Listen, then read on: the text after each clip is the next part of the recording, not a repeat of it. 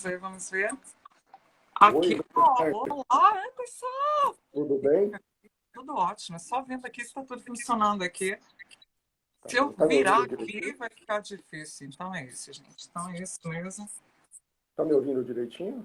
Eu tô te ouvindo perfeito. Você tá me ouvindo direitinho? Ah, então tá bom, tá ótimo. Tá tudo Nossa, então certo. tá ótimo, então, porque eu tô super ansiosa com essa É live. mesmo? Não, eu que tô. Você sabe que eu pensei Eu uma semana, né? adorei! Eu pensei uma semana, falei, não sei se eu convido a Roberto ou se não. Aí eu fiquei, será que convido, será que não convido?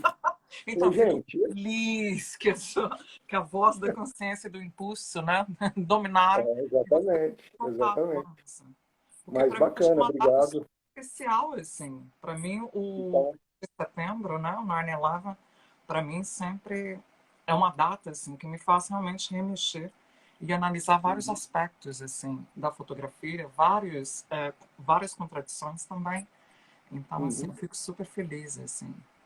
Ah, As pessoas estão indo. aqui fica flutuando as pessoas, mas você sabe que eu pensei assim, o bacana é que fica gravado, né? Aí Que, depois eu que quero bom, compartilhar com um monte de é isso que eu gente, né? gosto. Ainda mais uma sexta-feira, eu sei que é difícil também, porque as pessoas, É, exato. até o meu próprio grupo de estudos também, para eles é um pouco Uhum, complicado, né, devido a ser sexta e devido a ter eventos agora começando, né, esse andamento aí de eventos sim. e como balancear isso, mas assim, eu tô super, mas eu acho que agora já estão começando. Ah, não, mas eu espero que esse aqui seja a primeira de muitas, Eu também, Anderson. Eu né? sempre fico assim, ainda mais quando são temas, né, de conversa e de diálogos, assim, que, Uhum. que exigem também isso, essa participação do público, né, e essa consciência de todo mundo, assim. Então, eu fico sempre super lisonjeada. Obrigada de novo, assim, Imagina, o pelo prazer é convite, meu. assim. Roberta, fique à vontade, se apresente, o espaço é seu, tá? E vamos conversar. Isso. Então, pessoal, então acho que você, para quem não me conhece, eu sou a Roberta Tavares, né? E assim, era difícil, em vez de colocar todo o meu currículo, né? E as conquistas profissionais, né? Que eu tenho muito orgulho. Para mim, tem uma frase que resume tudo, que é tudo sobre fotografia, né? E eu sou muito feliz com essa condição, assim, porque é a minha paixão, é a minha carreira e também, né, a minha motivação para estar sempre tentando, né, me reinventar nesse nicho e também me conectar com pessoas que estão com mentalidades muito parecidas com a minha, que é questionar, né, também o modelo fotográfico, questionar referências, questionar processos criativos. E agora eu tenho um alfabetismo também que criou agora um retiro para a gente fazer isso.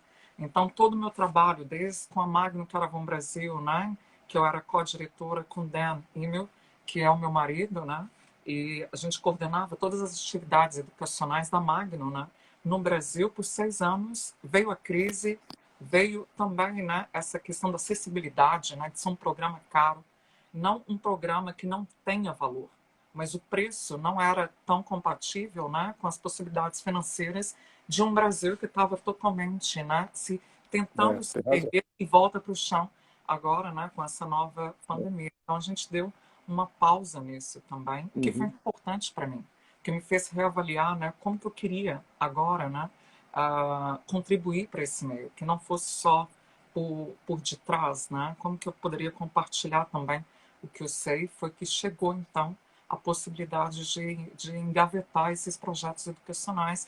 Trabalhei também com o Miami Photo Fest, que me deu também Sim. muita noção, né, de que era fazer uma curadoria, né, ou uma direção criativa quando tem tantos talentos e tantas vozes, tantas influências, né, e como coordenar, como controlar essa questão dos egos também, que era super prominente. Então, me É. fez aprender ali no dia a dia mesmo, né, aspectos que antes eu julgava que talvez não fossem tão pertinentes assim. São a questão do ego, a questão de negociação constante, né, com Sim. essas criativas.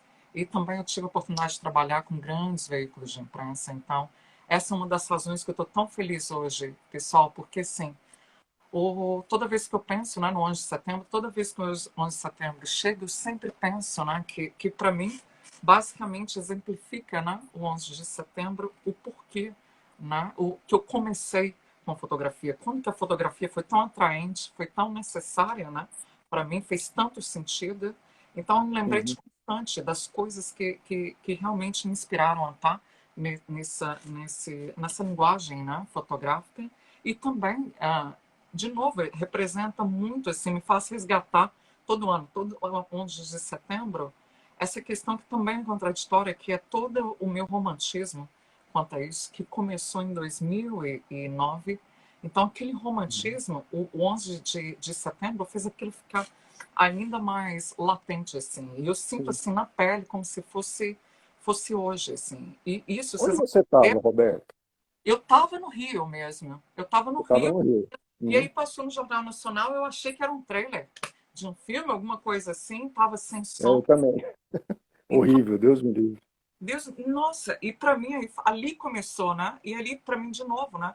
O meu romantismo, para mim é muito importante, porque eu sou uma pessoa que reflete tanto fotografia, questiona que a minha Uhum. possibilidade de ser cínica e a minha possibilidade, né, de querer sempre desmistificar, ela é tamanha, ela é muito urgente e que também, de novo, né, construtiva diante dessa ditadura que a gente está em visual. Uhum. Mas, Anderson, eu lembro, assim, para mim, assim, o que me faz romântica na fotografia, né, é lembrar primeiro, né, do papel desse fotojornalismo, que é esse foi porque o fotojornalismo é que basicamente, de novo, né, me fez conectar com essa linguagem. E depois tem a segunda parte para mim, que é qual que é a recompensa por detrás desse fotojornalismo. E o terceiro tem todas as contradições que eu acho válidas, principalmente a gente analisar hoje no Uhum. fotojornalismo, né? Então, Uhum. por exemplo, se você me permitisse eu começar então pelo papel Fica à vontade. do fotojornalismo, a Claro, partir do fica momento à que eu vontade. tento entender o papel do fotojornalismo, eu imediatamente me torno uma historiadora, eu me torno uma antropóloga, eu me torno uma filósofa. E eu Uhum. tenho essa urgência, né, de estar de novo, né, investigando um contexto, uma cultura, uma época, né, para entender o porquê, qual o papel desse fotojornalismo e como mudou e como que são essas transformações do fotojornalismo. Então, ou seja, em 1930, o fotojornalismo agora tinha essa grande transformação, que agora era Dorothea Lane, Walker Uhum. Evans, que agora não era mais sobre essa bolha, né, privilegiada, não eram os centros urbanos industrializados. Agora a gente já corria para a periferia. O que era essa questão, né, dos marginalizados, o que era a questão dos desprivilegiados, né, que Uhum. começa ali. Então, o fotojornalismo agora começa a ter uma humanização, né, que até então não tinha, que era a gente, uau, o que está acontecendo desse outro lado aqui? O que está acontecendo nessas outras, né, realidades, frações de realidades que ainda, né, ninguém tinha ido lá investigar. E começa a haver essa Uhum. movimentação. Em 1945, gente, é a época do estouro, né? É o grande estouro do fotojornalismo, a época de Uhum. ouro do fotojornalismo. A Life Magazine está no boom, né? Que Sim. começa ali em 1930. A Magnum é formada em 1947. Então, é um período que, de novo, agora, para mim, foi a transformação que basicamente a gente vai chegar no 11 de setembro com isso. Que agora não era mais sobre denúncia, sobre o fato, sobre o evento em si. Não era só uma pauta para fazer as pessoas saberem do que estava acontecendo. Agora, de novo, né, os fotógrafos começam a ter essa inquietação, começam a ter essa autonomia, começam a ter essa independência de poder ir, né, e defender uma fração de experiência, né, que ninguém Uhum. ainda estava tendo contato, né? Então isso muda muito. Por quê? Uhum. Porque agora a gente não lida mais, né, com essa questão de realidade. Agora a gente lida assim com a experiência de cada fotógrafo ali na linha de frente, né, de todos Uhum. esses eventos ali cobrindo e dividindo, né, aquelas passagens que o jornal não está dando, que a revista não está dando. É, Tem tem uma coisa razão. maravilhosa que era a Guerra do Vietnã, gente, em 72, que mudou também e que trouxe muitos nomes, né, de fotojornalistas que hoje, né, a gente vê que tem um impacto super positivo nessa indústria. Um deles é o James Nashway. O James Uhum. disse que ele só virou fotógrafo, né, de conflito e de eventos, né, e foi cobrir eventos históricos no mundo, porque no Vietnã ele percebeu que todas as matérias, todas as pautas, todo o discurso da indústria era sempre um mesmo, assim, era uma É. ditadura. E todo mundo estava acreditando naquilo. E ele disse que quando Isso é que é o começou a pior, ver, né? e quando ele começou a ver as fotos, né, do Nick Youth, da menina, né, do Napalm Girl, né, Então, uhum. que de novo é basicamente a nossa memória visual. Quando ele viu a foto do Ed Adams, que era essa execução em Saigon, que é Sim. depois vocês procuram, chama Execution Saigon. Quando ele viu a imagem também, né, do Malcolm Byrne, que era essa imagem do monk sendo queimado, desse monge Uhum. sendo queimado, ele viu que tinha sub-histórias e histórias ali que não estavam chegando, que eram tão chocantes, que de novo estavam sendo filtradas, né, para essa outro discurso, né, outra Uhum. representação.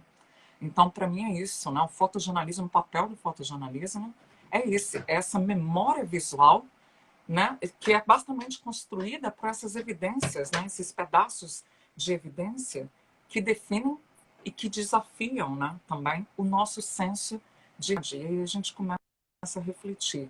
E aí a gente começa a questionar o que a gente está consumindo, né?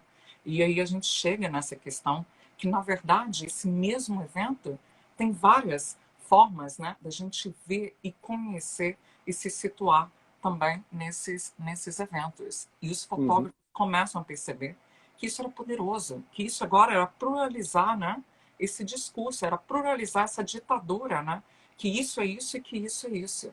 Agora eles Você estavam acha que conversando. os ataques às torres aceleraram esse processo? Que depois ele veio Nossa, culminar assim, hoje está diluído, né, por conta da tecnologia, e eu acho que vai se diluir cada vez mais. gente, eu ia chegar nisso agora. Então, 11 de setembro, vocês lembram? Né? O que a gente viu, a imagem, né, que eu lembro, era do segundo, já com a fumaça, essa Sim. imagem do Robert Clark, da Nat Muito Geo. forte até A hoje, primeira né? imagem é a torre, né? A primeira torre já em chamas, e aí com um aviãozinho bem pequenininho chegando, né, na segunda, que era do sul. Assim. Então, essa imagem, eu sempre vou lembrar, porque é uma imagem, né, que chocou o mundo inteiro. Era uma imagem que Exato. agora tudo ia mudar e, de repente, a gente tem as imagens. Mas essas são as imagens que eu vou lembrar, porque o Não, evento mas em si. essas marcaram muito. A CNN bateu muito no mundo todo. Tem a do Nossa, Fallen então, Dan também. então, isso que eu ia dizer, como que o 11 de setembro ele representa esse poder do fotojornalismo. Então, a gente tem uma foto que representa o evento, que eu vou lembrar também. Porque Uhum. a minha memória é coletiva, é a minha cultura visual que, né, que está me mostrando como o timing está funcionando, como os tempos Uhum. mudaram. E é chocante, e é assustador, e é essa questão da ansiedade que vem depois. Então, eu sempre vou lembrar desse sentimento. Mas o que eu mais vou lembrar e o que eu mais, assim, eu fico agradecida que eles estavam lá e fizeram essas fotos. São duas fotos em particular. Uma era do James Nash. A foto do James Nash é só uma cruz. E no momento que a torre do sul, né, das torres gêmeas, estava caindo. E o James, Nossa, ele sensacional. sabia, para ele falou, isso é um ataque à Al-Qaeda, porque o James, ele estudou, né, toda a história contemporânea, né, dos Estados Unidos, ele sabia onde ele estava se situando. Então ele viu aquele caindo, ele fez aquela foto, e naquela foto, para mim, de novo, agora, traz para mim o que é esse propósito, né, que é essa fração de experiência, né, que é esse conjunto do que é entender a nossa geração, né, entender também, de Uhum. novo, né, a nossa história, onde o nosso contexto histórico está acontecendo.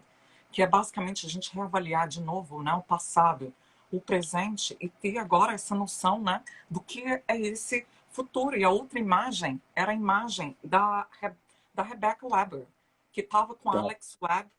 E Alex e a Rebecca Webb, eles estavam indo, né, fotografar. E o Alex está, não vai, Rebecca, porque você não tem experiência em zona de conflito e parece que foi com essa explosão, que foi um ataque mesmo, você fica, a Rebecca foi. E eles tiraram, né? E o Alex, e ela disse, olha esse momento. E era um momento que era uma mulher com uma criança num carrinho e a torre, né? E a fumaça acontecendo. Então, ou seja, é a primeira imagem que eu vi que era uma questão realmente de conexão humana, de se pensar, né? Como que a gente agora, o que seria isso daqui por diante? Tinha o simbolismo da criança, tinha o simbolismo da mulher, né? Como Sim. que esse dia a dia, esse cotidiano, e essa América, e essa Nova York, E essa questão geopolítica estava mudando ali na nossa cara. E a gente nem estava percebendo, né?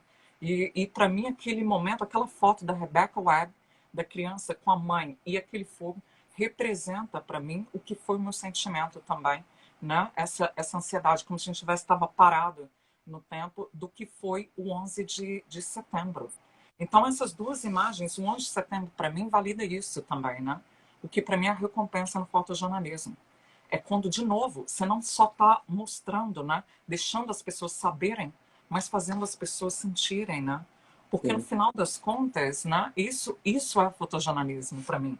É que por isso que eu não tenho essa preocupação que o fotojornalismo vai acabar, porque a ciência muda, né? A tecnologia muda. De novo, a questão geopolítica muda, as nossas interações mudam, o equipamento muda, mas a nossa possibilidade de nos conectarmos, de nos emocionarmos, de nos sim. chocarmos, de num mesmo evento, independente da raça, transcendente às nossas questões Uhum. políticas, às nossas questões, né, religiosas, todos nós nos encontrarmos nesse mesmo sentimento, mostra como que o fotojornalismo é perigoso. Porque aí a gente começa a questionar, a refletir, a gente começa a criar diálogos, a gente começa de novo, né, a querer ver essas perspectivas, a gente começa a se preocupar com o ser humano. Uhum. Então, Anderson, Você sabe poderia do, ter sido só uma desculpa, destruição, que para mim é a você grande sabe vontade do que eu lembrei? Você sabe o que eu lembrei? Não tem nada a ver com 11 de setembro, mas você falando de jornalismo, disso que ele traz, desse realismo, né, de fragmentos, na hora eu lembrei daquele caso do, de novo, é um off-topic, mas eu lembrei daquele caso do McCurry, com as fotos lá e não sei o quê, que não, ou era jornalismo, não era, e houve uma defesa dele porque aquilo era arte, aquilo não é jornalismo. Então, Aí ontem. me fez lembrar essa questão toda, entendeu? Então, eu também, assim, eu tenho, assim, uma. Claro que é uma frustração para mim, né? Ontem a Ah, gente teve imagina. uma live. Quem quiser também, a gente teve uma live totalmente baseada na questão de fotógrafos são deuses. Então, fotógrafos não são deuses. A resolução, a conclusão era essa. E, de novo, abordou toda essa questão, né, do ego, essa questão da ética e Uhum, da moral. E como não só os ótimo. fotógrafos são culpados por isso. É tanto a audiência que está consumindo isso e quanto a indústria, né?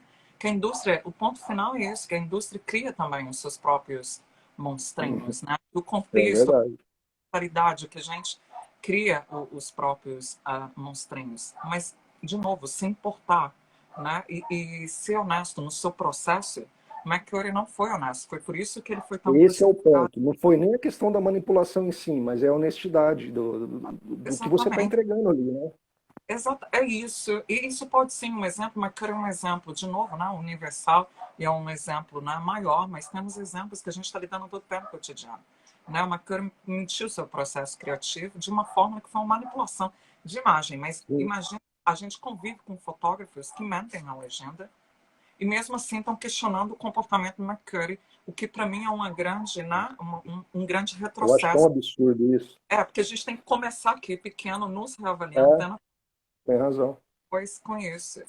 E o 11 de setembro traz muito essa questão ética também, do que é explorar, né, esse sofrimento só mesmo com uma predisposição, uma motivação que é, de novo, né, financeira, que é a questão dos jornais, mas que não é um É, propósito de se importar com aquelas histórias e é importar sensível, né, para Roberto? né, É sensível demais. isso Outra é muito questão, possível, porque como é que isso chama também o, é assim. como é que Então, chama o rapaz do Bang Bang Clube daquele filme? Que é a foto do urubu com a criança. Eu esqueci o fotógrafo. isso. E o, Não lembro o nome dele. isso, Kevin Carter, do Big Bang. Isso, Big, exato, e exato. uma Teve do toda mesmo essa questão também, se ele ajudou ou não a criança depois. Então, discutiu isso ontem também, gente. Quem é tiver mesmo. interesse, assim, vocês vão ver que tá ótimo também. Isso a gente vai ver que essa questão também, né? O Nashway tem uma foto, né? De novo, porém, toda vez que eu penso em 11 de setembro, todo o meu recorte do 11 de setembro basicamente foi James Nashway. Não porque, de novo, só ele que cobriu. Teve vários fotógrafos que cobriram. Mas, de novo, o 11 de setembro me prova a pluralidade maravilhosa que é a fotografia e o fotojornalismo. E que, de novo, né, era o mesmo evento que estava acontecendo, mas nós nos conectamos com diferentes, né, frações de experiências, diferentes leituras sim. e interpretações, né, do evento. Então, teve tantos fotógrafos cobrindo tantos diferentes subtemas, né, nessa mesma questão que era o 11 de setembro, que era o ataque aos Estados Unidos, que era agora, né, essa guerra do terror, que é essa guerra que foi contra, né, o Talibã, que foi contra o Al-Qaeda, que foi no Afeganistão. Então, ou seja, era o mesmo evento, mas quantas perspectivas, quantas leituras nós tivemos. Isso, para mim, é a identidade plural da fotografia, que, para mim, é a maior das mágicas, né? E você, como audiência, você poder escolher qual que é essa versão, né, que está te tocando, está te interessando. E praticamente te mostra também quem você é enquanto audiência, né, enquanto comunidade. Então, para mim, o Nashway, né, ele prova isso e ele vem com aquela, de novo, com aquela intensidade, mas com aquela poesia, com aquele momento de suspenso que só o Nashway tem, né, em todas as imagens. Tem a imagem no Afeganistão, né, de uma mãe enterrando o filho, né, e essa imagem, para mim, me provoca choro, assim. Você vê aquela imensidão no cemitério de pessoas que foram mortas, né? E tá ali, me faz lembrar que foram 3.000 pessoas mortas nesse ataque em si, nas Torres Gêmeas que estavam ali. E me faz lembrar também que foram 500.000 soldados, né? Os indivíduos civis mortos também, né? Nesse um acontecimento, nesse um segundo, que foram 2 aviões batendo numa torre. Então, o 11 de setembro me mostra isso também, Anderson, que é essa questão, né, do timing. Como que um segundo, um minuto, uma pessoa, um objeto, uma ação pode desencadear esse efeito borboleta, esse timing, que é capaz, de novo, né, de influenciar, de impactar uma comunidade, um grupo, uma pessoa, né, e a própria história. E como que o papel visual, para isso, para estar ali e marcar esse timing, ele é importante, né? Então, para mim, por exemplo, o timing, para mim, eu consigo pensar, né, em vez de pensar em 10 anos da Revolução Sandinista em Nicarágua, eu só consigo pensar em um segundo, que é a foto da Susan Meiselas jogando, né, com Bareta, o Pablo Bareta, que era o líder da Revolução Sandinista, jogando o Molotov. Então, isso é um símbolo, é o simbolismo, né? É você pegar o timing e, de novo, ele ser tão persistente enquanto ao impacto cultural, social e histórico.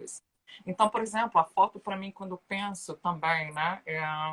Já disse, do Vietnã, dos protestos do Vietnã. Eu só consigo lembrar da foto da menininha com a flor, né? Com a armação aqui, militar aqui, em Washington, que era do Mark Ribot, que era dos protestantes também. Então, Mas, Roberto, o que você acha que leva a isso? Eu fico intrigado, assim, o que tem por trás de uma foto que ela se torna o símbolo, entendeu? Porque não é só a composição, é lógico que é o timing, evidente, não é mesmo. mas não é só a composição, tem algo, não parece que tem algo metafísico, eu quase penso nisso, entendeu? Não, que elege aquela foto para ser um ícone. Eu tenho, assim, 2 ingredientes para a receita, né, desse bolo, mas, assim, é o meu bolo, né? Eu acho que cada um justifica o porquê que se sente tão atraído, né, por uma imagem. Mas essas imagens, quando são milhares de pessoas, o mundo inteiro, livros de história, historiadores usando essas imagens, a gente sempre fica, né, tentando entender qual que é esse poder da fotografia. Para mim, é basicamente produto de 2 coisas. Uma é, de novo, o fato de ser sempre essa presença humana. Então, para mim, a partir do momento, né, que o fotógrafo se conecta ao nível humano, quando ele sente... A outra coisa que o Nash, vocês veem que eu sou um pouquinho assim, né? Eu persigo um pouco a obra do Nash. Mas o Nash sempre dizia isso, né? Ele dizia assim, que para uma boa imagem, principalmente em conflitos, em crises ou em guerra, as pessoas sempre perguntavam para ele, mas aí como que você faz para bloquear o seu sentimento? Boa. E ele sempre dizia, eu jamais bloqueio o meu sentimento, porque eu acho que é o contrário. E toda grande fotografia vem disso. Ele diz, primeiro eu coloco o meu sentimento, porque se eu não sentir quando eu estou ali fazendo aquela foto, nenhuma audiência vai sentir, nenhuma audiência vai dialogar. E ele diz que todas as fotos históricas dele foi isso. Foi a nossa capacidade de conectar e eu não sei como isso acontece. Acontece dessa questão da fotografia, que eu acho que grita verdade e mentira. A gente sabe quando o fotógrafo está tão nesse momento de tensão, lendo, participando, que a gente basicamente, né, a gente faz parte daquele ambiente, a gente faz parte daquela leitura, a gente faz parte daquele quadro, assim. E essas imagens, né, toda essa potência, né, todo esse sentimento, essa concentração emocional, todas as imagens que foram, carregam muito disso também. E outra coisa, Anderson, que eu acho importante, né, nos ingredientes também. Geralmente as imagens que a gente fica mais chocado, essas imagens sempre obrigam a gente a questionar. E aí, quando a gente questiona, a gente consegue, de novo, chegar nessas trilhas, né? Que são sobre esse passado, né? O que estava acontecendo nesse tempo? Quais eram as motivações, o contexto, a questão social, a questão, né, política, a questão... E a gente começa, de novo, a defender essas fotos, né? Como símbolos. Parece que tudo está ali, meio que representado, porque tem uma dramaticidade, né? Tem teatro, a gente quer entender o personagem. E esses fotógrafos, eles têm uma missão quase divina aqui, né? Principalmente os fotógrafos que cobrem conflitos. Isso. Né? Eles não desistem daquilo. Eu lembrei do filme A Thousand Nights, da Juliane Binoche. Eu não lembro. Mil Vezes Boa Noite em português. Que ela é uma repórter de guerra, mas ela abandona tudo. Ela abandona a família, ela abandona filhos, ela não consegue ficar longe daquilo. É quase como uma missão aqui na Terra. Entendeu? Então eu vejo esse pessoal dessa forma. Nossa! Imagina então, vamos voltar para o 11 de setembro. Você tocou num ponto super interessante, que eu amo também. O 11 de setembro aconteceu em 2001. Então imagina, a gente está 19 anos depois. E há 19 anos depois, tem todos os eventos que a gente tem hoje, em 2020, todos os conflitos, todas as crises, elas foram originadas, nasceram daquele momento. Então, 2001 foi aquele X, né? O paciente zero. Começa ali, mas depois vocês lembram, né? Então, depois daquilo, das pessoas estarem cobrindo, os bombeiros, das pessoas estarem cobrindo, né, a questão do ala médica, cobrindo as ações humanitárias que estavam acontecendo em Nova York. Agora, essas pessoas estavam entrando no avião e indo cobrir, né, o Afeganistão. Por quê? Porque a gente já sabia, todo mundo já sabia que aquilo ia ser, que a resposta seria a guerra. Porque, conhecendo a geopolítica, a gente sabe que dificilmente não seria essa a resposta, atacando o país mais poderoso, né? Nas questões, nas decisões e na influência, de novo, universal. Então, eles vão para a guerra, todo mundo já estava lá no Afeganistão esperando. E agora começa a guerra do terror, a guerra no Afeganistão. Agora a gente tem o Oriente Médio, agora a gente passa essa guerra para o Iraque. E lá no Iraque a gente mata o Saddam Hussein. O Saddam Hussein de novo. Né? É uma contradição enorme nessa história, porque é muito importante, porque os Estados Unidos eram aliados do Saddam Hussein, né? Antes, tinham apoio, e agora, basicamente, né, tiram esse... E dali, né, que acontece, o Saddam Hussein sai, e agora acontece essa grande influência, né, que foi a Primavera Árabe, que agora que o Saddam Hussein saía, todo o militarismo era extremamente retrocesso, que você podia gritar e você podia agora, né, de novo, lutar por uma nova, popularmente lutar por uma nova regra. Então, o 11 de setembro influenciou todos os nossos grandes conflitos, né, do século XXI. Então, ou seja, não só... a gente tira o Mubarak do poder, 30 anos no poder, a gente tira o Gaddafi, 42 anos no poder. A gente tira o Saad, né, na Síria também. Então, ou seja, isso muda, né? Vai mudando as mentalidades. Um simples evento, igual eu te disse, o timing, aquela imagem dele, né? Do Clark, do Robert Clark, de batendo, ela simboliza para mim não só aquele dia daquela tragédia, né? Simboliza, né, tudo o que foi, como que isso norteou toda uma história agora, todos os grandes conflitos agora, né? Então, e é maravilhoso, porque não é sobre os grandes fotógrafos, né, de conflito, né? Lindsay Adaro, de novo, James Nashway, a Caroline Cole, todos esses grandes, né? O Ed Cachi, todos esses, quando perguntam, vocês estão indo lá por conta que vocês são corajosos, vocês sobrevivem dessa adrenalina, vocês precisam dessa adrenalina, e eles diziam, não, a única coisa, né, que nos motiva, a única coisa que nos excita, né, é ir participar desses eventos, né, de novo, né, um assento privilegiado, né, no VIP central, e poder contar essa história a partir mesmo das nossas observações, a partir mesmo das nossas interpretações, né? E aí, o 11 de setembro marca o que talvez a comunidade fotográfica não estava esperando, que era esse grande debate, né, no que é essa contradição da beleza, né, nas zonas de conflito, na beleza diante dessas atrocidades. E, novamente, Você Anderson, não sabe que acho... Não, todos esses momentos, esses pontos que você colocou desde o 2001, ele, houveram os fotógrafos que estavam lá e a cultura cinematográfica, por exemplo, ela veio nessa onda. A gente teve Guerra ao Terror, que ganhou um Oscar, A Hora Mais Escura, que olha, retrata a gente do FBI matando Saddam Hussein, veio tudo nessa esteira. exatamente, é porque eu te disse, né, que a questão do time é a questão da pluralidade também de interpretações e de investigação. Por isso que eu Uhum, acredito tanto no fotojornalista e no fotojornalismo. Porque se o fotojornalismo não fosse, de novo, essa mente, né, inquieta, esse fotógrafo inquieto, esse fotógrafo que se propõe a essa investigação visual, a gente só teria uma narrativa. E essa narrativa seria a ditadura da imprensa, né? Seria o lado A uhum, e o lado B. Agora, né, com esses fotógrafos, principalmente no que aconteceu depois do 11 de setembro, né, no Oriente Médio, no Iraque, no Afeganistão, principalmente, depois na Primavera Árabe, esses fotógrafos agora, eles estavam investigando, né, histórias que nenhuma outra audiência, ninguém poderia estar ali, né, poderia contar.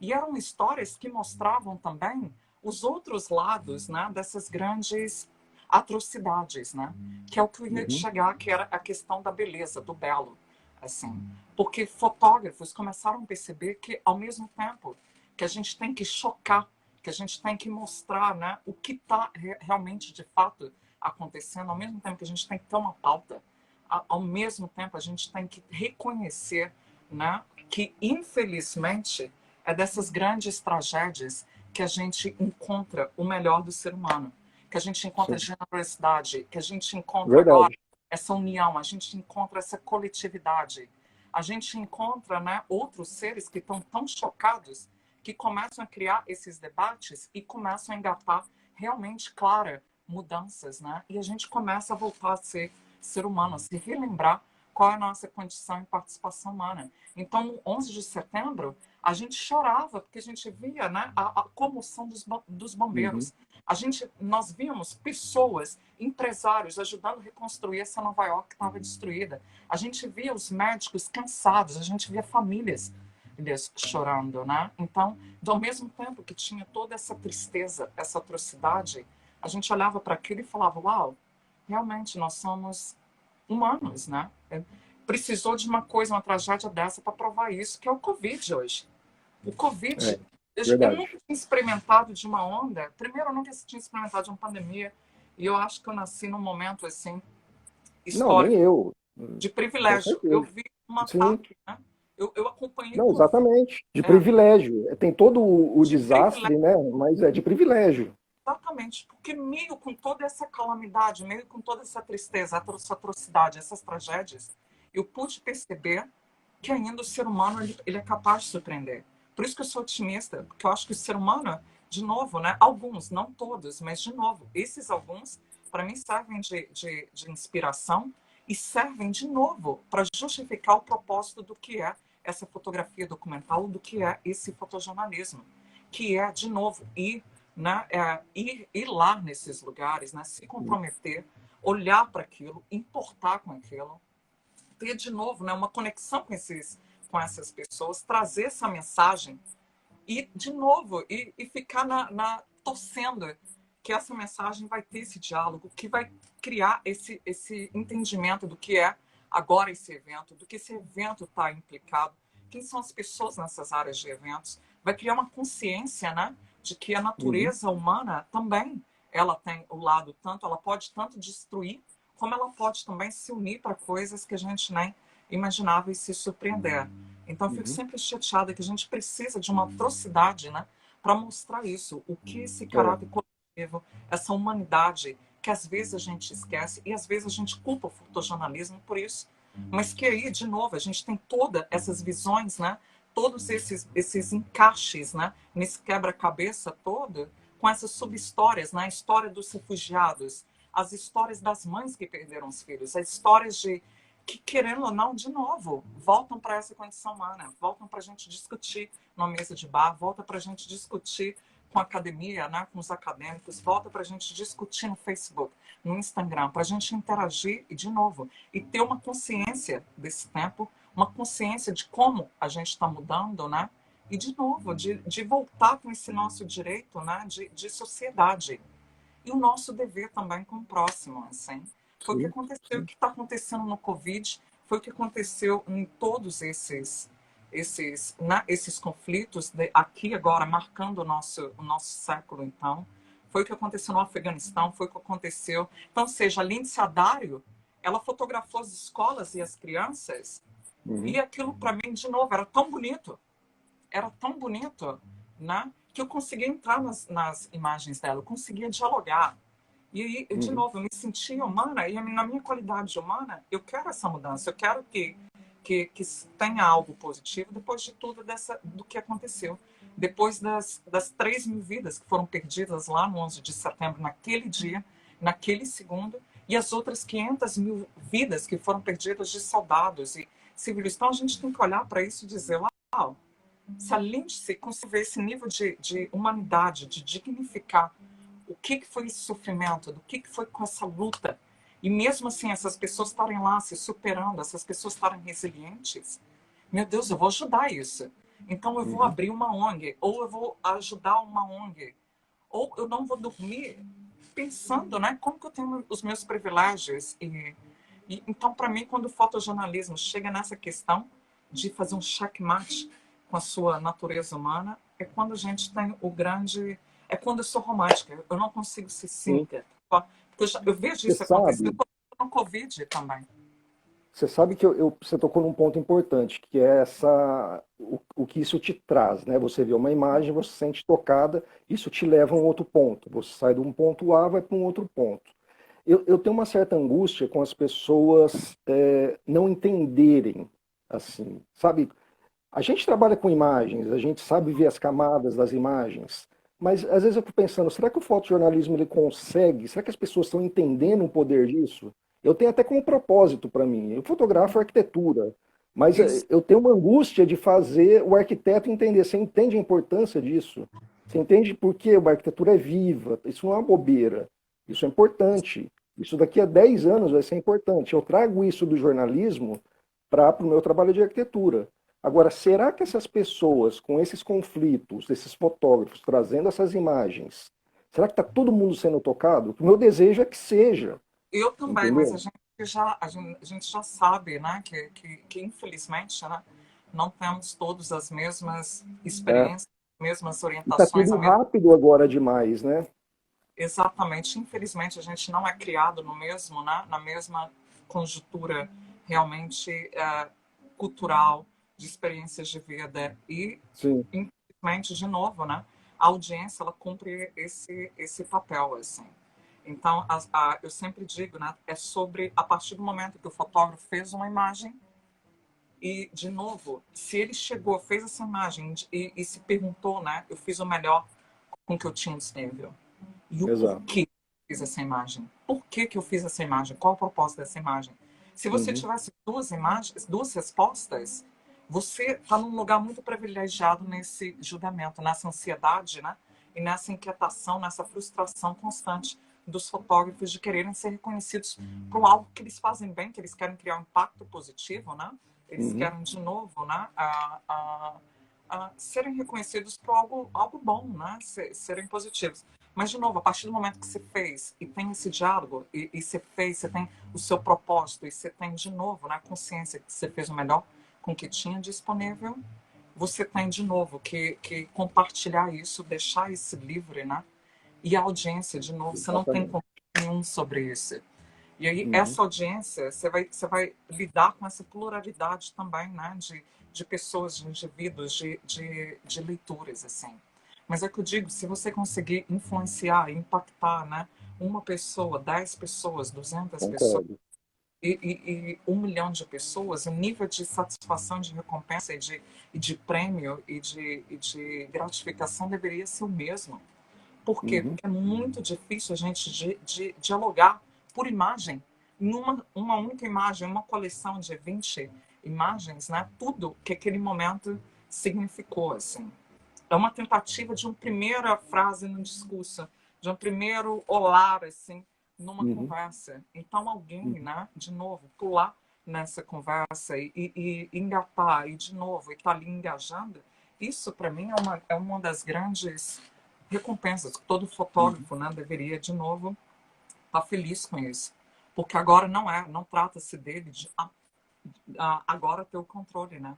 Agora ele uhum, perde o controle e ele está à mercê, né, do que são essas outras pessoas, Lenda. Por isso que eu te uhum, disse, o 11 de setembro me trouxe esse otimismo, porque enquanto audiência, né, eu vi outras pessoas que interpretaram aquilo, que, de novo, que dialogaram, que se conectaram com aquelas imagens em níveis que eram muito parecidos, né, com o que eu tenho enquanto orientação do que é uhum, ser humano, do que é, de novo, se emocionar, do que é se indignar e do que é fazer algo assim.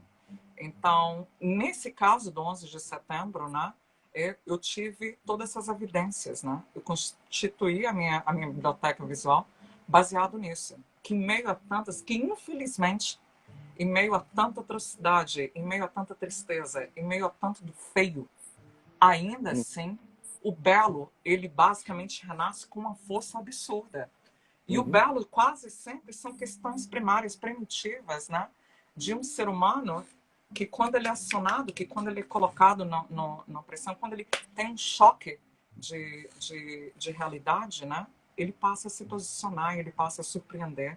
E ele, então, assim, o 11 de setembro, para mim, trouxe isso. E enquanto, se não fosse o 11 de setembro, um evento comum, né? Por exemplo, fotos comerciais, como se diz, uhum. de, é difícil porque basicamente, né, o seu retorno, o seu financeiro, o seu, Sim. né, a forma como se lida com o síndrome do impostor que está presente em toda a mente criativa, a forma como se lida com reconhecimento e satisfação, para qualquer mente criativa, esses são os grandes demônios, as grandes batalhas, né, Sim. que as pessoas Uhum. estão lidando a todo tempo. Então, para Você sabe que você, essa resposta é, eu vejo uns fotógrafos fantásticos, assim, principalmente casamento, a gente vê muito, né, de wedding. muito. E, mas eles têm uma certa angústia, e você olha e fala, meu, mas você está fazendo um trabalho maravilhoso, mas ainda há uma certa angústia, assim, de, né, de estar sempre Mas é querendo. disso, porque agora a sua resposta, enquanto fotojornalista, é isso, né? A sua, é que você traga aquela imagem, que você seja mais verdadeiro com aquela fração de experiência, que se elimine essa palavra que é realidade, Uhum, porque realidade não uhum, existe. Existe senso de realidade, né? Cada um tem um senso de realidade, né, diferente. uhum, O que todo fotógrafo tem é uma verdade. E aí a verdade é uma coisa maravilhosa, que eu amo esse território, né? Porque você nunca impõe sua verdade, você não é um ditador da verdade. Então, sim, você muito humildemente compartilha a sua uhum, verdade. E o oba-oba, e a grande boa notícia do dia, né?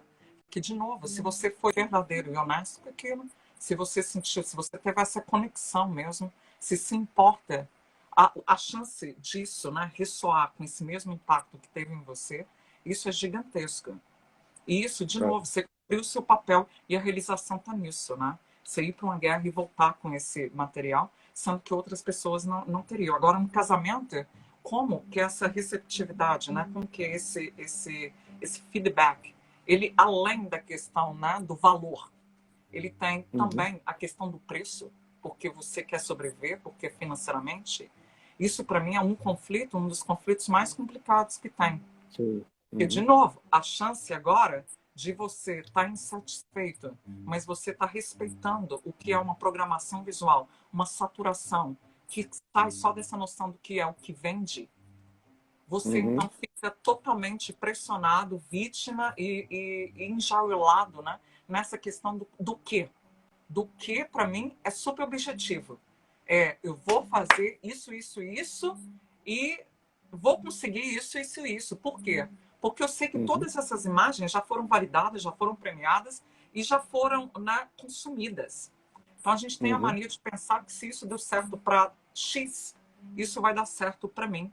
O que faz que a gente Verdade. entre E não nesse dá. ciclo vicioso, nessa tragédia maior da fotografia, que é a reprodução, né? Que é a cópia, que é a réplica desse modelo. E isso, para mim, é uma grande tragédia, porque um dia, né, de novo, você vai ter que lidar com a verdade que você teve que suprimir a coisa que você tinha mais de valioso, mais impactante, que era a sua leitura própria, né? Toda a sua Uhum. bagagem, todo o seu conhecimento, toda a forma que você se relaciona com o mundo, né? Por conta desse o quê? Por conta dessa resposta. E aí você se escraviza, né? Por conta dessa Uhum. resposta. É realmente uma relação realmente muito difícil, assim. E eu não condeno quem, né, tem que ter que se submeter a isso, quem que consiga resistir também. Quem se submete porque a fotografia passa a ser uma necessidade, né? A pessoa precisa pagar as contas no final do mês. E eu sou Exato. totalmente, né, do apoio, eu suporto isso. E agora, a outra pessoa que resiste é porque, de novo, ela substituiu essa necessidade por um propósito. E esse Uhum. propósito, de novo, é defender essa leitura do mundo porque é importante para ela. É importante para ela dar voz para essas pessoas, é importante para ela mostrar que num casamento ela é a única pessoa que daria essa interpretação, que conseguiria cavar essas subhistórias que estão acontecendo no casamento, né? Então são relações diferentes que os fotógrafos têm que lidar na fotografia e que eu acho que isso é a grande angústia, né? A gente casar com isso, casar ou com a necessidade ou com um propósito, né? E lembrar que agora é você cobrado por isso, né? Assim, quem assumiu essa Sem dúvida. resistência vai ter que ter uma consciência que provavelmente isso vai influir também, né? Na questão do dinheiro, do fluxo. Como agora se reinventar agora na indústria. Na indústria, para mim, a indústria é venda, né? E agora, Sim. e também nessa comunidade. Como que eu vou fazer E essa como é que voz? você está vendo isso, Roberta? Como é que você vê essa questão da fluidez que a gente tem hoje, né? Dessa profusão de imagens, Instagram, e mais não sei o quê, mais não sei o quê. Parece que as imagens elas têm uma validade muito de segundos, né? E Muito. não é? A Eu impressão que sempre eu tenho. no alfabetismo, que é o grupo de estudos, a gente sempre tem essa questão, né? De que é como é. Que eu dou um exemplo simples, que é uma conversa no elevador. A conversa no elevador, É, né? boa. É assim, eu até fiz um exemplo com o Hermeto Pascoal, que aconteceu Uhum. comigo, né? Você entra no elevador e tá lá o seu vizinho que você nunca viu, e aí você fala, uau, hoje está quente, né? E aí a pessoa responde, sim, está quente. E pronto. O diálogo ali morreu. É um diálogo superficial, é um diálogo que você nem vai É. lembrar mais daquele vizinho, nem mais daquela pessoa. Agora você entra e fala, né? Nossa, hoje eu trabalhei o dia inteiro, nossa, e tô suada porque tava quente demais. E você? Você tava, né? Você está chegando agora e a pessoa de novo, o diálogo começa agora a fluir. A pessoa fala, realmente, eu também estou suada. E agora estou com meus parentes aqui de Minas, e lá está ainda mais quente, mas agora o ar-condicionado não está falhando. Oh, meu Deus, você também é de Minas? Eu também sou de Minas. E agora, falando a verdade, eu estou aqui hoje o dia inteiro. Na verdade, eu saí para comprar o bendito do pão de queijo, assim. E aí, quando você vê, você já chegou já no sétimo, oitavo andar. Foi o que É. aconteceu comigo com o Hermeto Pascoal. Eu abri lá, eu falei, segura o elevador e segura, segura, eu não sabia quem estava dentro. O Dan foi lá pegar as taças, né, com o pessoal do hotel. Na hora que eu entrei, era o Hermeto e o filho dele, né, o filho dele segurando. E aí eu cheguei e falei, Hermeto, é você? Ó, Hermeto, sou eu mesmo. Na hora. Eu falei, eu vou morar nesse elevador. Aí eu falei, Hermeto, nossa, que incrível. Eu saí do Rio de Janeiro para aqui, né, estive agora nesse elevador aqui. Então você está fazendo um show aqui, né, Hermeto? E o Hermeto, você é do Rio, e não sei o que. Então, isso é engajamento, né? Isso é a pessoa, de novo, dialogar de volta para você. Então, quando eu cheguei lá no 12º piso, o Hermeto já saiu do elevador conversando, eu já saí junto com o Daniel, e a conversa continuou no elevador. Então, eu sempre digo isso, né? A gente quer que uma fotografia seja esse diálogo bem sucedido. Que ela dê um oi e uma informação que te faça perguntar de volta. Porque aí quando você vê, você está absorvido naquele diálogo. Porque a gente gosta de conectar, a gente é curioso. A gente faz as perguntas certas. O problema é que a gente não sabe Sim. no momento. A gente quer alguém, né, que engate isso, que nos traga isso. E para mim é isso. Então, ou seja, a minha conversa com o Hermeto Pascoal, eu falo com as pessoas. Isso, para mim, é o que eu desejaria para qualquer fotógrafo. Que ele consiga, né, Sim. dialogar com essa audiência que ele tanto deseja, no meu caso, de novo, né, conversar com um ídolo, que era o Hermeto Pascoal, é uma coisa importante. Então, ou seja, e conseguir, de novo, a cada foto, criar essa pecinha do diálogo e deixar que as pessoas venham e te perguntam de volta. E aí você dá mais uma, mais duas, e aí as pessoas estão curiosas e retornam. O único problema é que as pessoas, quando fotografam, e com a saturação, a velocidade, a ciência, a tecnologia, tudo isso juntos, né, que a gente tem disponível hoje. Como a gente está vendo muita imagem, quando alguém me fornece uma imagem que é muito subjetiva, que tudo, eu consigo ler tudo na imagem de uma vez só, né, que o gato é o gato, que a janela é a janela, que o negócio é janela, eu não dialogo com essa imagem, eu só falo, tá, e passo. Tem Isso é razão. o tá quando tá. Isso é muito quente, né? Tá. Então, ou seja, se você cria imagens que são objetivas, que estão dando todas as respostas, que não tem, de novo, um porquê, um propósito, ou qual que era a sua relação ali, de novo, as pessoas não conseguem dialogar de volta, não conseguem se conectar, não conseguem Uhum. engajar. Por quê? Porque você está subestimando as pessoas. Você está falando que as pessoas são muito vagas, que as pessoas são muito, né, Exatamente. superficiais. Então, eu sempre digo isso, gente. Fotografe pensando que você não quer subestimar a sua audiência.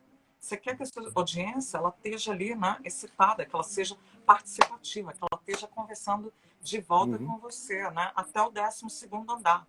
Então, Uhum. esse deveria ser o objetivo de todo fotógrafo. Você sabe que você acabou de dar uma aula nos últimos 10 minutos de marketing digital, né? Como você ser Oh, no Instagram. e aí tá agora aqui, né? O 11 de novo, né? O 11 de setembro e voltando agora, que é o fotojornalismo, né? Então, ou seja, a gente já foi lá, agora você chegou na parte importante, que é o digital agora. Tem um texto maravilhoso agora que eu não vou lembrar muito bem. Acho que era Fotografia e o Deus, Photography and the God, mas era do Paul Schwen. Foi muito conhecido também nessa época modernista. E ele dizia que a fotografia era sempre fruto da arte e da ciência. E assim, eu adorei essa noção, porque ele dizia, né, que você pode ter imaginação, você pode ter, né, uma ideia, você pode ter um conceito, mas se você não dominar aquela tecnologia ou a sua tecnologia, aquilo vai te dar uma frustração, porque nunca vai chegar, né? E eu vi isso vários exemplos no alfabetismo, assim. Então, tem a Érica, por exemplo, que tinha maravilhosas ideias, e a Érica não conseguia colocar as ideias. Mas era maravilhoso ver, né, o processo dela Uhum. criativo. E aí ela teve aula com outro participante do alfabetismo, que era o Thiago Jimenez, e assim que ela conseguiu, de novo, dominar essa técnica, ela se sentiu muito mais realizada e satisfeita, né? Então a noção é essa. Mas nos tempos de hoje, Anderson, o que eu percebo é, primeiro, a gente volta para esse, né, para o X primitivo, né, do que é esse propósito, do que é esse histórico da fotografia, que é, de novo, né, a revidação agora, né, da gente reivindicar essa questão da memória e do documento, assim. Eu nunca vi numa época como o Covid, né, que as pessoas de novo começaram de novo a serem, né, a fazer essa arqueologia assim nos arquivos, né, a começar de novo a constituir álbuns, né, de novo a Uhum. retornar para essas frações de experiências assim. Então, ou seja, de novo, a questão humana não muda, tudo muda, mas de novo a condição humana, tudo que nos mostra, tudo que nos relembra a nossa condição humana de nos emocionarmos, conectarmos, as experiências, né, que significou alguma superação, que significou uma ligação afetiva no passado, tudo isso vai estar presente. Então, eu acredito ainda que as relações afetivas, o Covid provou isso, está Sim. muito mais presente do que qualquer coisa. As pessoas começaram a fotografar o próprio dia a dia, começaram a olhar para a família. Então, as histórias íntimas começaram, né, a surgir, a aparecer e a ter um destaque muito grande, né, no que é Uhum. isso, no que é dar personalidade para a sua experiência. Então, de novo, Sim. dar a personalidade da sua experiência, né? Uma coisa que É só fundamental, né? você, como você está vivendo um evento que todo mundo está vivendo. Mas a sua experiência, né, é totalmente diferente de qualquer outra. Então, as pessoas Uhum. começaram a dar valor a isso, né? De novo, a personalizar, né? A defender essa sua individualização. E teve a Uhum. questão também, claro, né, Roberta, da tecnologia também, né, que eu vi que Roberta, a cresceu. gente está a 2 minutos de cair a live. Ok, então a gente. Então é Ah, isso, gente. Então, eu acredito que tecnologia, o digital, né, vai cumprir um papel muito, muito importante. A outra questão também que eu acho que é a democratização de acesso. As pessoas estão dividindo muito mais. Os museus abriram coleções, abriram visitas, abriram tudo. Então, uhum. ou seja, acho que não é um passo para trás agora. Agora vai ser mais democratização e, de novo, pluralidade. Agora a gente tem muito mais pluralidade de narrativas. A gente valoriza a das etnias, a gente valoriza dos negros. A gente está começando, de novo, a reivindicar, né, a interpretação feminista. Então, os espaços agora também estão abertos para essas narrativas. Então, acho que está indo para aí essa mudança. Ah, Roberto, foi ótimo, viu? Nossa, Adorei, obrigada, Anderson. Voou. adorei. Desculpa, falou Voou, pois demais. é. Eu já quero deixar aqui, tem 10 pessoas vendo a gente aqui, eu já quero deixar um convite para próximos papos. Vai ser um prazer Está conversar com você gravado. novamente. Eu vou rever também. Anderson, muito, muito Maravilha. obrigada mesmo, Eu que viu? agradeço, Roberto. Foi ótimo. Um beijo, viu? Até mais. Beijinho.